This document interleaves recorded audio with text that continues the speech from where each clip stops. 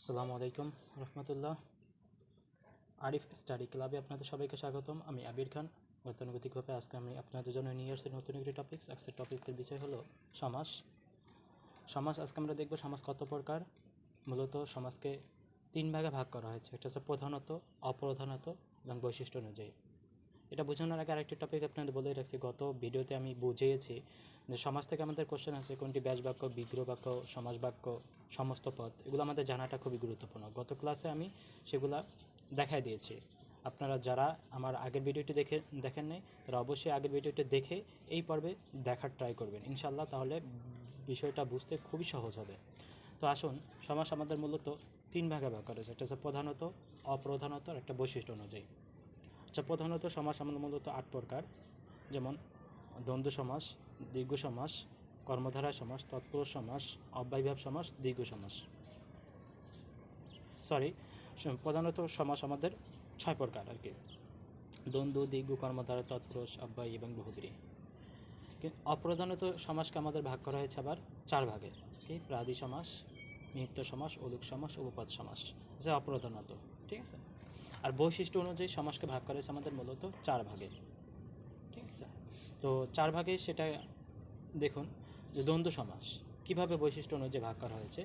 মানে দেখেন, দ্বন্দ্ব সমাস অর্থাৎ উভয় পদে অর্থপ্রদান। এই একমাত্র দ্বন্দ্ব সমাসে উভয় পদে অর্থপ্রদান থাকবে। বহুব্রীতে আমাদের অন্য পদ অর্থাৎ তৃতীয় পদের অর্থপ্রদান থাকবে, এবং তৎপুরুষ আমাদের পরপদ অর্থপ্রদান থাকবে, এবং পূর্বপদে অর্থপ্রদান থাকবে আমাদের অব্যয়ভাব সমাসে। আপনারা বিষয়টা খুবই খেয়াল রাখবেন, কারণ আমাদের নেক্সট সমাজ বোঝানোর সময় এই পূর্বপদ মানে কোন পদে অর্থপ্রদান থাকে এবং কোন পদে অর্থপ্রদান, সেটা খুবই গুরুত্বপূর্ণ। সেটা যদি আপনারা না ধরতে পারেন তো সমাসের বিষয়টা কিন্তু বুঝতে পারবেন না। আমি কিন্তু নেক্সট টপিক্সে আপনাদেরকে বুঝিয়ে দিব, তখন কিন্তু এই ওয়ার্ডগুলো ব্যবহার করা হবে যে পূর্বপদে অর্থপ্রদান পেয়েছে, এখানে পরপদে অর্থপ্রদান করা হয়েছে। মানে আপনি যদি না বুঝেন পূর্বপদে কোনটা, পরপদে কোনটা অর্থপ্রদান হয়েছে, তখন কিন্তু আপনার সেক্ষেত্রে সমস্যার সৃষ্টি হবে। একটু খেয়াল করুন। আমি বলছি মূলত বৈশিষ্ট্য অনুযায়ী সমাসকে 4 ভাগে। কীভাবে বৈশিষ্ট্য অনুযায়ী 4 ভাগে ভাগ করা হয়েছে? একমাত্র দ্বন্দ্ব সমাস। এই দ্বন্দ্ব সমাসে আমাদের উভয় পদে অর্থপ্রদান, উভয় পদে অর্থপ্রদান। আমাদের বহুব্রী, এটা হচ্ছে আমাদের অন্য পদে, তৃতীয় পদে অর্থপ্রদান, অর্থাৎ অন্য পদে অর্থপ্রদান পাবে।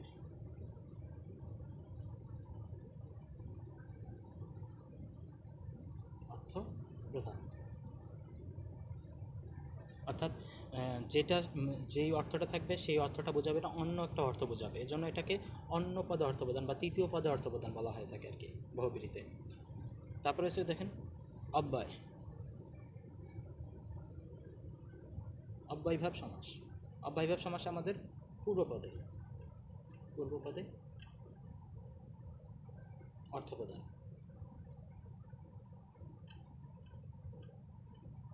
এই 3 প্রকার, অর্থাৎ এই 3 প্রকার ছাড়া বাকি যত প্রকার আছে, যেমন কর্মধারা সমাস আছে, তৎপুরুষ সমাস আছে, আমাদের দীর্ঘ সমাস আছে। কর্মধারা সমাস, কর্মধারায় তৎপুরুষ এবং দীর্ঘ, এগুলো সবগুলো হচ্ছে আমাদের পরপদ অর্থপ্রদান। একটু খেয়াল করুন। অর্থাৎ দ্বন্দ্ব হিসেবে আমাদের উভয় পদে অর্থপ্রদান থাকবে, অর্থাৎ দুনো পদে অর্থপ্রদান থাকবে। বহুব্রী আমাদের তৃতীয় পদে অর্থপ্রদান হবে, আর অব্যয়ভাব আমাদের পূর্ব পদে অর্থ প্রদান থাকবে, পূর্বপদে। আর বাকি সবগুলো হচ্ছে পরপদে। দেখেন তো, এই সবগুলো হচ্ছে পরপদে অর্থপ্রদান। অব্যয়ভাব আমাদের পূর্বপদে, আর অন্য পদে অর্থপ্রদান হচ্ছে আমাদের বহুব্রী, আর উভয় পদে অর্থপ্রদান হচ্ছে আমাদের কি দ্বন্দ্ব। তো বিষয়টা বুঝতে পারছেন। এই বৈশিষ্ট্য অনুযায়ী আমাদের মূলত সমাসকে 4 ভাগে ভাগ করা হয়েছে। কিন্তু এখন যদি আপনাদের কোশ্চেন আসে বৈশিষ্ট্য অনুযায়ী সমাস কত প্রকার, তখন আপনাদের কিন্তু 4 প্রকার দিতে হবে। যদি বলা হয় অপ্রধান, তখন 4 প্রকার। যদি বলা প্রধানত সমাস কত প্রকার, তখন কিন্তু আপনারা দিবেন 4 প্রকার। আশা করি বিষয়টি বুঝতে পারছেন। এখানে আরেকটি বিষয় আমাদের জানা দরকার, পূর্বপদ এবং পরপদ কোনটা। দেখেন আমি বুঝিয়ে দিচ্ছি পূর্বপদ এবং পরপদ কোনটা। মা ও বাবা, এখানে পূর্বপদ হয়েছে মা,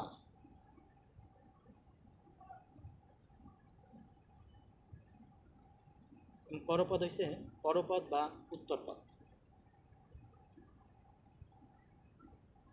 পরপদ বা উত্তরপদ, এটা হচ্ছে আমাদের বাপ। অর্থাৎ খেয়াল করুন, অর্থাৎ পূর্বে যেটা থাকবে সেটা হচ্ছে পূর্বপদ, এবং পরে যেটা থাকবে সেটা হচ্ছে পরপদ। আমাদের এই বিষয়টা আমরা জানা দরকার। আরেকটা দেখেন, আমি বললাম গায়ে হলুদ,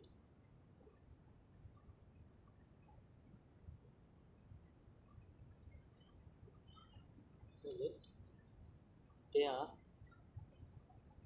হয় যে অনুষ্ঠান।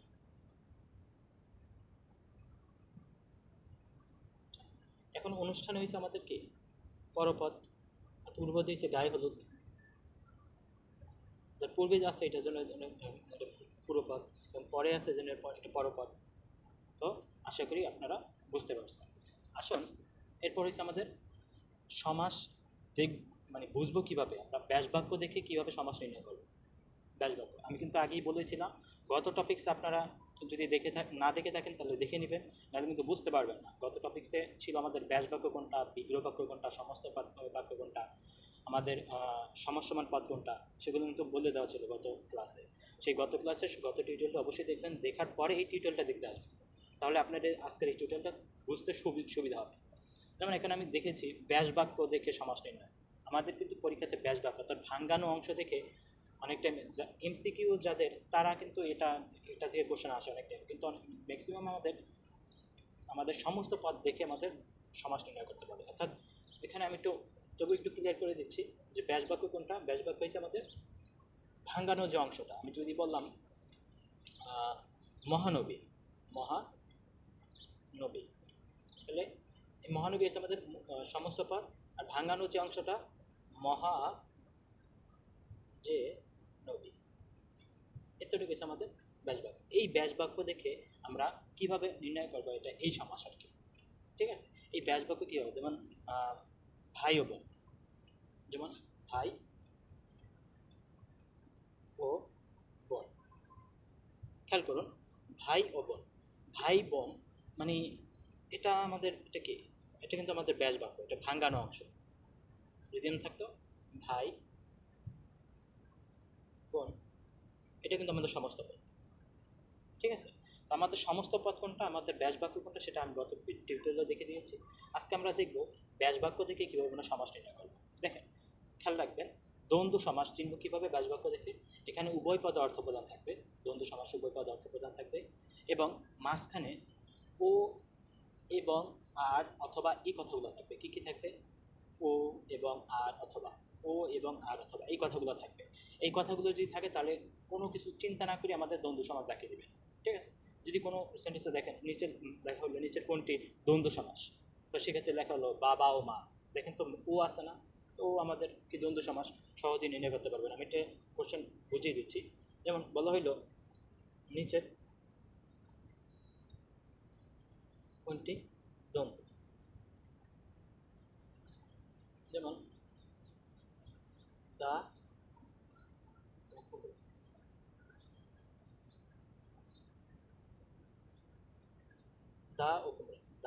ও কুমড়া, দেখেন তো এখানে ও আছে না, ও আছে, এটা কি দ্বন্দ্ব সমাস। অর্থাৎ ও কথা, অর্থাৎ ও এবং আর অথবা এগুলো যদি থাকে তাহলে সেটা দ্বন্দ্ব সমাসে বসাই দিবে।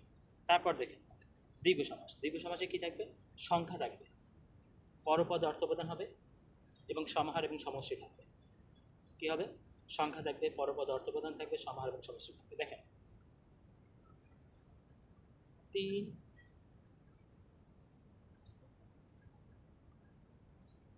ফলের সমাহার। খেয়াল করুন 3 ফলের সমাহার, দেখেন তো সংখ্যা আছে কিনা, তো সংখ্যা আছে, সংখ্যা থাকলে দীর্ঘ সমাস। তারপর দেখেন তো সমাহার কথাটা লেখা আছে কিনা, সমাহার লেখা আছে এখানে, সমাহার আমি বলছি সমাহার বা সমষ্টি কথাটা থাকবে, এবং দেখুন সমাহার বা সমষ্টি কথাটা থাকবে এবং 3 কথাটা থাকবে। অর্থাৎ এই কথাগুলো যদি থাকে, সংখ্যা যদি থাকে, অর্থাৎ বা চতুর্ভুজ লেখা হইল চতুর্ভুজ,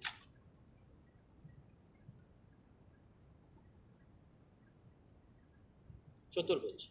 এখন কি 4 ভুজের সমাহার, 4 ভুজের সমাহার। একটু খেয়াল করুন, 4 ভুজের এখানে সংখ্যা আছে, সমাহার কথাটা লেখা আছে, তাহলে এটা কি আমাদের দীর্ঘ সমাস। বুঝতে পারছেন? আশা করি বুঝতে পারছেন। অর্থাৎ সংখ্যা থাকবে আর সমাহার বা সমষ্টি কথাটা লেখা থাকবে। আর দ্বন্দ্ব সমাসে কি থাকবে? ও এবং আর, এগুলো থাকলে আমাদের দ্বন্দ্ব সমাস। তারপর দেখুন আমাদের তৎপুরুষ সমাস। তৎপুরুষ সমাস ব্যাস বাক্য থেকে কীভাবে নির্ণয় করব? কি হবে? পরপদ অর্থপ্রদান হবে এবং বিভক্তি যুক্ত থাকবে। বিভক্তি যুক্ত থাকবে। যেমন বলা হইল বিদেশ থেকে ফেরত। এই যে থেকে, হইতে, থেকেছে, এগুলো আমাদের এক ধরনের বিভক্তি। ঠিক আছে? যদিও বিভক্তি হচ্ছে ও এবং আর, মানে সরি ও এবং আর না, কে রে, তারপর হয়েছে আমাদের দ্বারা দিয়া কর্তৃক, হইতে থেকেছে, এগুলো সব আমাদের বিভক্তি। অর্থাৎ কোনো বিভক্তি যদি যুক্ত থাকে সেটা তৎপুরুষ সমাস। আবার যদি লেখা হইলো বিপদকে আপন, বিপদকে আপন, আপন, তাহলে কি হলো? বিপদকে আপন। দেখেন এখানে একটা বিভক্তি যুক্ত আছে কিনা, কে বিভক্তি যুক্ত আছে, তার দ্বিতীয় বিভক্তি যুক্ত আছে। অর্থাৎ যদি বিভক্তি যুক্ত থাকে তখনই সেটা আমাদের কি? সেটা আমাদের তৎপুরুষ সমাস। খেয়াল করবেন, যদি বিভক্তি যুক্ত থাকে তাহলে সেটা আমাদের তৎপুরুষ সমাস। যদি সংখ্যা এবং সমাহার, সংখ্যা থাকে এবং সমাহার এবং সমষ্টি কথাগুলো থাকে তাহলে সেটা আমাদের দীর্ঘ সমাস। যদি আমার ও এবং আর এগুলো যদি থাকে তাহলে সেটা আমাদের দ্বন্দ্ব সমাস। তারপর কি? কর্মধারা সমাস। এরপর আছে কর্মধারা। কর্মধারা সমাস কীভাবে চিনব? ব্যাস বাক্য দেখে। ব্যাস বাক্য দেখে কীভাবে চিনব? দেখা চেনার উপায় হয়েছে কী থাকবে? যে, যে, যিনি তিনি, যেমন তেমন, যা তা, ন্যায় রূপ, এই কথাগুলো থাকবে। কী থাকবে? যে, যিনি তিনি, যেমন তেমন, যা, তারপর হচ্ছে যা তা, ন্যায় রূপ, এই কথাগুলো থাকবে। অর্থাৎ এই কথাগুলো যদি থাকে তখনই আমরা সেটা নিশ্চিন্তে দেখাই দেবেন সেটা হচ্ছে আমাদের কি? কোন সমাস? কর্মধারা সমাস। দেখেন লেখা হইল মহা যে নবী। কি হলো? মহা যে নবী। দেখেন তো এখানে যে কথাটা লেখা আছে কিনা? যে থাকলে আমি কি বলছিলাম? কর্মধারা সমাস। এরপর দেখেন আমাদের বলা হইল যেমন, যেমন কর্ম তেমন ফল। তাহলে আমি কি বলছিলাম? যেমন তেমন থাকবে। দেখেন তো যেমন তেমন আছে কিনা। তারপরে বললাম মন রূপ মাঝি। মন রূপ মাঝি। দেখেন তো রূপ কথা লেখা আছে কিনা। তো আমি বলছিলাম যে রূপ থাকবে, যেমন তেমন থাকবে, যিনি তিনি থাকবে, যা তা থাকবে। এগুলো যদি থাকে তাহলে আমাদের সেটা কর্মধারা সমাস। এরপর দেখি আমাদের বহুব্রীহি সমাস। বহুব্রীহি সমাসে কি থাকবে? যারা থাকবে, যা থাকবে। কি থাকবে? যারা বা যা। এই কথাটা যদি থাকে তাহলে আপনি মনে করবেন সেটা বহুব্রীহি সমাস। এবং অন্য পদ অর্থ প্রদান করবে, মানে তৃতীয় অর্থ প্রদান করবে। অন্য অর্থ প্রদান। ব্যাস বাক্য দেখে যা বা যারা, ব্যাস বাক্য থেকে চিনার উপায় যা বা যারা, এটা দেখলেই হয়। কিন্তু ওই যে যখন আমরা সমস্ত পদ থেকে যখন আমরা সমাস নির্ণয় করবো তখন আমাদের কিন্তু এই কোন পদ অর্থ প্রদান সেটা কিন্তু আমাদের মাথায় রাখতে হবে।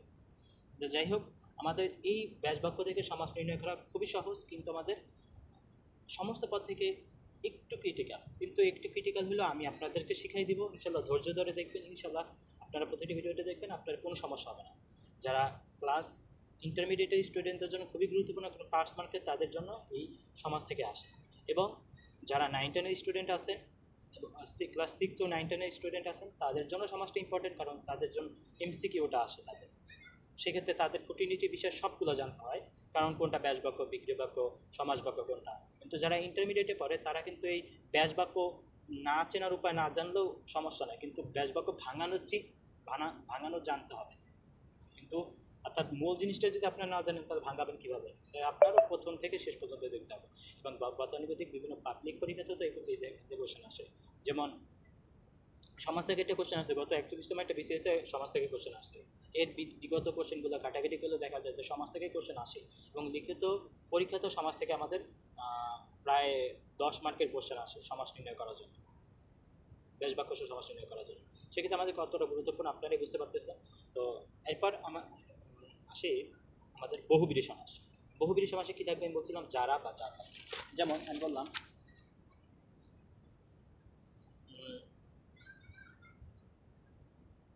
কি বললাম, আমি বললাম যে পদ্মনা,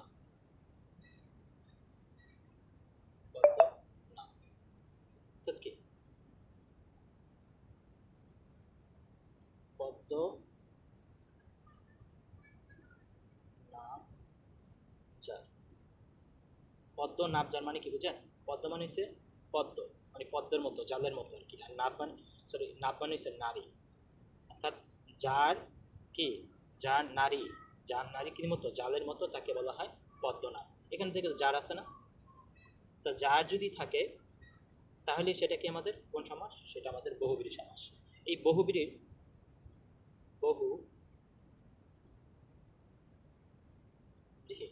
দেখেন তো, বহু এটা বাংলায় যদি বহু ধান আছে যার,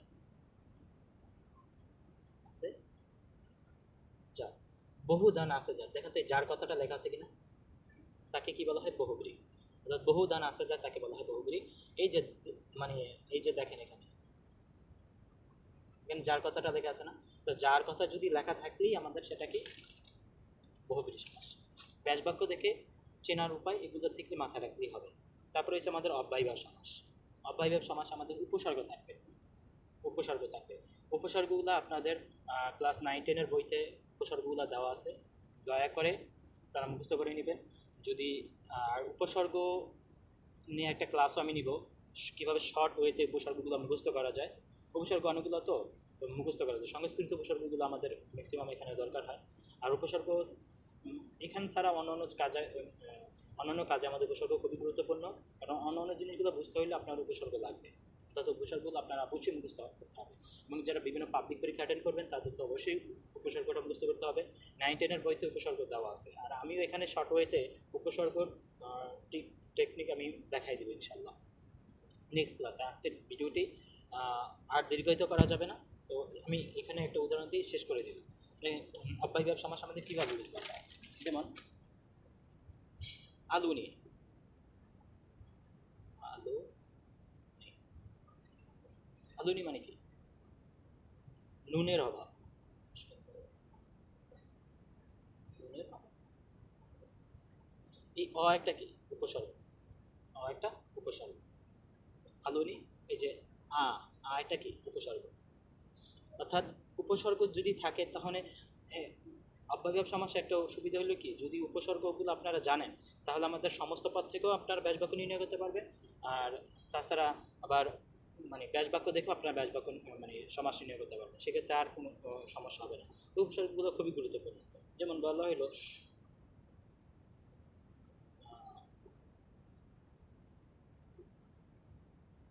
দুর্নীতি,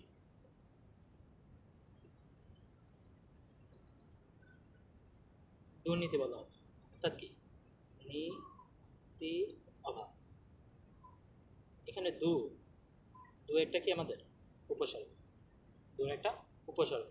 আশা করি ভিডিওটি ভালো করে বুঝতে পেরেছেন। যদি আপনাদের সমাজ রিলেটেড এই টপিকস রিলেটেড আর কোনো সমস্যা থাকে, অর্থাৎ ব্যাস বাক্য থেকে সমাজ নির্ণয় করতে যদি আপনাদের কোনো সমস্যা থাকে অবশ্যই আপনারা কমেন্ট সেকশনে জানাবেন।